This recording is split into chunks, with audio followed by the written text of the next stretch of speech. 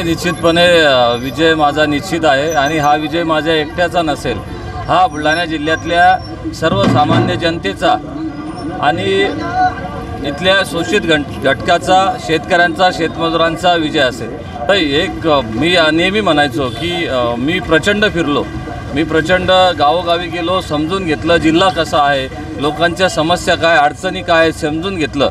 एकीकडे ते मी समजून घेऊ शकलो याचा मला आनंद आहे, परंतु दुसरीकडं ग्रामीण भागामध्ये नागरी वस्ती असेल, ग्रामीण असेल, इतक्या प्रचंड समस्या लोकांच्या, शेतकऱ्यांच्या, युवकांच्या रोजगाराच्या आहेत की त्या पावत नाही।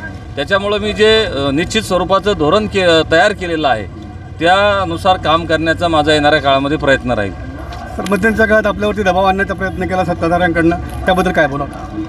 आता कसं आहे, राजकारण म्हटलं की टीका टिप्पणी होणारच, परंतु मला असं वाटतं की ज्यांनी सहकारामध्ये एक संस्था उभी केली नाही, ज्यांनी सहकाराच्या माध्यमातून कोणाला रोजगार दिला नाही, त्या लोकांना सहकारावर काही बोलण्याचा अधिकार नाही।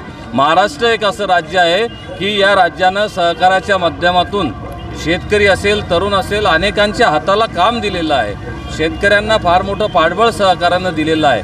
त्याच्यामुळं टीका टिप्पणी करताना उचलली जीभ लावली टाळ्याला असं आमदार संजय कुटेंनी न करता त्यांनी या पद्धतीचं काम करून दाखवावं।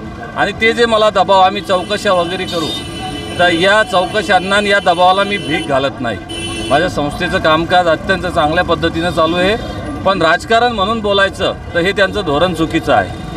विजयाबद्दल काय आपल्याला वाटतं? निश्चितपणे तुम्ही एक बघाल, अनेक राजकीय पक्षांचे नेते अपक्ष उभे आहेत, परंतु ज्या पद्धतीनं मी बांधणी केली, एक निश्चित स्वरूपाचं विजन घेऊन गेलो, जनतेचा जाहीरनामा मी प्रकाशित केला की प्रत्येक तालुक्यामध्ये MIDC, प्रत्येक तालुक्यामध्ये सुपर स्पेशालिटी हॉस्पिटल, प्रत्येक माझ्या युवकाला रोजगारासाठी MIDC सोबत कृषीपूरक व्यवसाय, कारखानदारी वाढली पाहिजे, ग्रामीण भागामध्ये पांदन रस्ते झाले पाहिजे जे फार महत्त्वाचे आहेत, सोयाबीन कापसाचा भाव मिळाला पाहिजे सोयाबीन कापसाला, याच्यासाठी हक्काचा प्रतिनिधी म्हणून काम करणं, सरकारकडे पाठपुरावा करणं, रिलिजियस हेरिटेज कॉरिडॉर, राष्ट्रमाता जिजाऊ स्त्री शक्ती केंद्र, global biodiversity park, seed hub, तरुणांसाठी क्रीडांगण, लायब्ररी, ट्रान्सफॉर्मरची संख्या वाढवणं, नागरी वस्तीमधल्या सुविधा सुधारणं, अशा अनेक विषयाच्या माध्यमातून मी जनतेपुढे जातो आहे।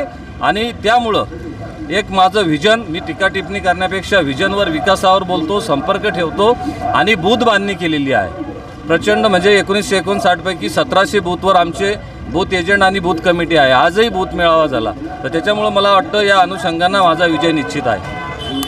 तुम्ही बदल घडवा, मी जिल्हा घडवतो, हे तुम्ही आव्हान मतदारांना केले। आज प्रचाराच्या शेवटच्या टप्प्यावर आपलं आव्हान काय असेल मतदारांना? निश्चितपणे तुम्ही बदल घडवा, मी जिल्हा घडवतो, तुम्ही मला संधी द्या, मी संधीचं सोनं केल्याशिवाय राहणार नाही, हा शब्द जिल्हावासियांना देतो।